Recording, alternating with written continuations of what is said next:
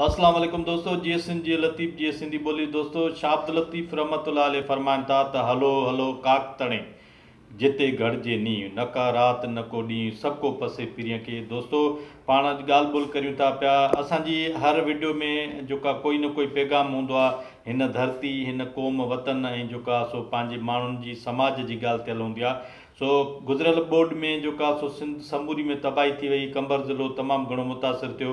DC साहब जेका सो कंबर ज़िले में जेका ॻोठ ॻोठ वञे पियो विज़िट करण ऐं जेका हिकिड़ी चांडियुनि जो ॻोठ पहुतो ऐं उते हिकु चांडे खां सुवाल कयईं त बाबा हिन बरसाति में हिन बोर्ड में तव्हांजी कंहिं जेका मदद कई, कंहिं तव्हांखे रेस्क्यू कयो? त चांडे चयोसि हा साईं। त DC साहब जेका सो हैरान थी ऐं सवालिया नज़रुनि सां ॾिसणु लॻुसि त कंहिं बाबा हुन सम्झो त जेका ही कंहिं MPA जो नालो खणंदो, कंहिं रेस जो, बोतार जो, कंहिं सोशल वर्कर जो या कंहिं NGOs वारे जो नालो खणंदो।